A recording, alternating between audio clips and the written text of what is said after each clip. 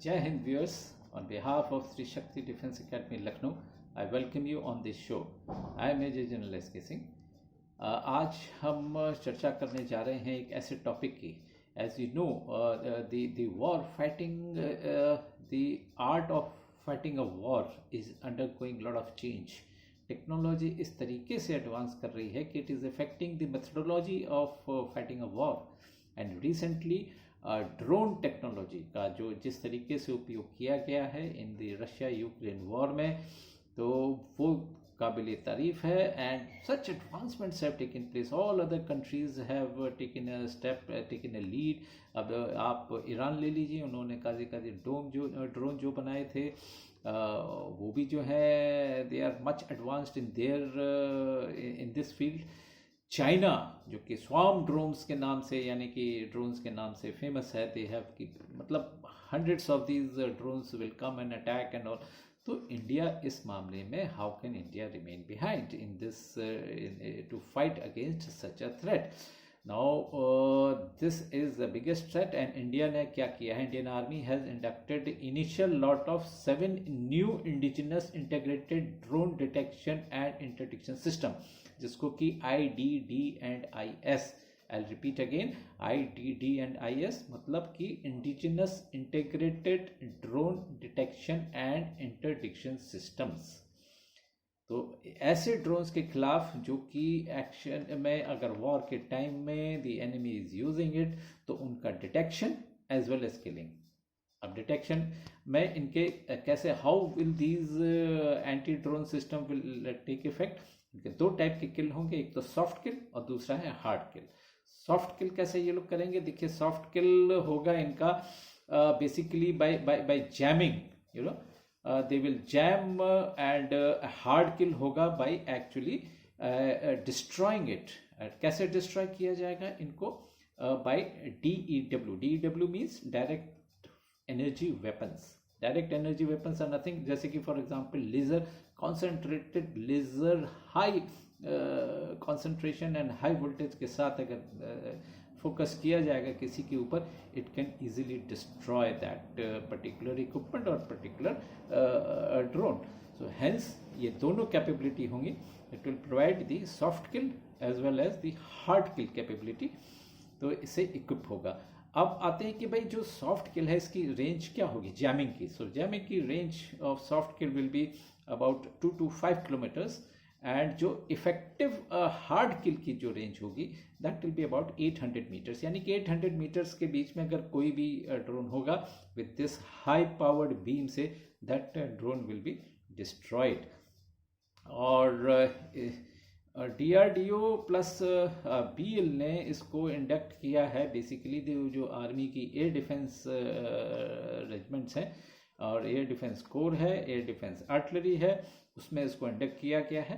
And it will add to the various types of counter drone systems. बड़े type के counter drone systems बनाए गए हैं उसमें. This is another new type which has been developed. So DRDO and BL ने मिलकर तो एक ये भी टाइप का इंडक्शन इंडियन आर्मी में इसका जल्द होने जा रहा है. और इसका देखिए क्या करेगा. अब ड्रोन्स चूंकि they can operate at low altitude, उसके सिग्नेचर्स बहुत छोटे होते हैं, तो इतने छोटे सिग्नेचर को पकड़ना is a very very difficult task.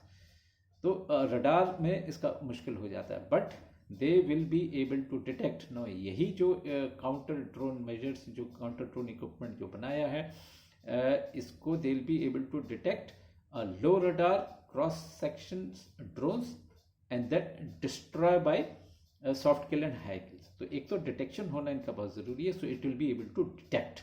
So that is the beauty of this. And there after use the soft kill, उसको काउंटर मेजर्स लेके उसकी जैमिंग करके, जो उसके कम्युनिकेशन मीन्स हैं, और दूसरा उसको फिर हार्ड किल करके.